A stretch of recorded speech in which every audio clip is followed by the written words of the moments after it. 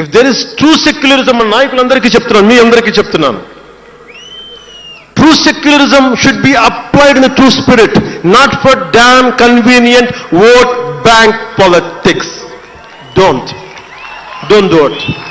Janasena is not for it. ఒక తప్పుని తప్పుగానే చెప్తాం.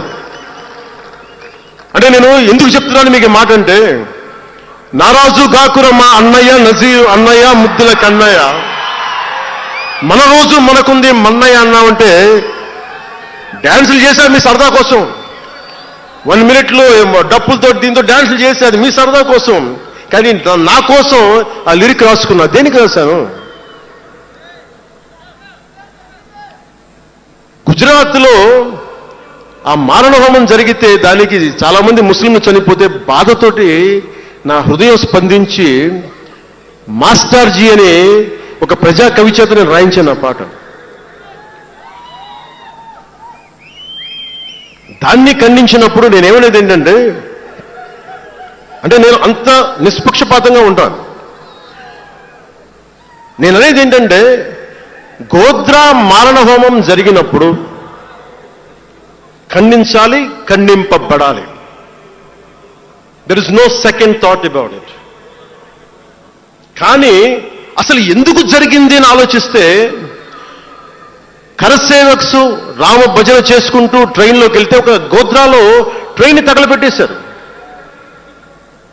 మరి దాని గురించి కూడా మాట్లాడాలి కదా. ఇది తప్పు, ఇది కూడా తప్పే. అలా జరుగుకుండా ఉండాల్సింది. బాధే నాకు. ఆ రోజు నేను సినిమాలో ఉన్నా కాబట్టి నారాజు గాకరని పెట్టా. అదే కనుక అలాంటి సంఘటన నుండి ఏం చేయాలి మనం? అలాంటి తప్పులు జరిగితే మొదటి తప్పు చేసిన వాడినే వెతికి వెతికి పట్టుకొని జ్యూస్ లాగా సెకండ్ వరల్డ్ వార్లో జర్మన్ని ఎలాగా సౌత్ అమెరికాకి వెళ్ళినా ఎలా పట్టుకొని శిక్షించారో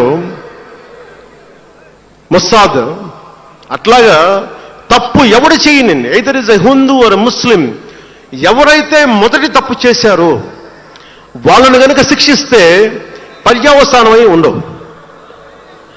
ఇది చాలా బలంగా ఆలోచించాలి.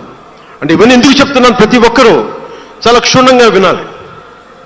ఎందుకంటే భవిష్యత్తులో మీకు ఇవే పోరాటాలు. మీరు ఎమ్మెల్యేలు అయిపోయాం, మంత్రులు అయిపోయాం, అందరికీ కార్పొరేషన్ పదవులు వచ్చేసినాయి అంటే కాదు. ఇప్పుడు మనం వేసింది తొలి అడుగు మట్టుకే. నేను భారతదేశం కోసం చనిపోవడానికి సంసిద్ధంగా ఉన్నాను, గుర్తుపెట్టుకోండి. ఎందుకంటే నా ఇంటెన్సిటీ చాలా వైల్డ్గా ఉండదు. అంటే మాట్లాడితే సంస్కృతాన్ని తిడతారు, హిందీని మీరు రుద్దుతున్నారు, సౌత్లో దక్షిణాదిని అంటారు. అన్ని దేశ భాషలే కదా. మన తమిళనాడులో తమిళ్ హిందీ రాకూడదు అంటుంటే నాకు అనిపించింది మనసులో ఒకటే, అప్పుడు తమిళ సినిమాల్ని హిందీలోకి డబ్ చేయకండి.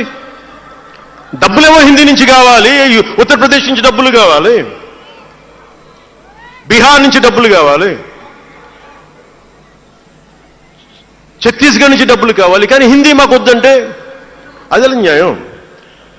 పనిచేసే వాళ్ళందరూ మనకి బీహార్ నుంచి రావాలి, కానీ హిందీని ద్వేషిస్తానంటే ఎట్లా? ఇవన్నీ మారాలి కదా. అందుకని భాషల్ని ద్వేషించాల్సిన అవసరం లేదు.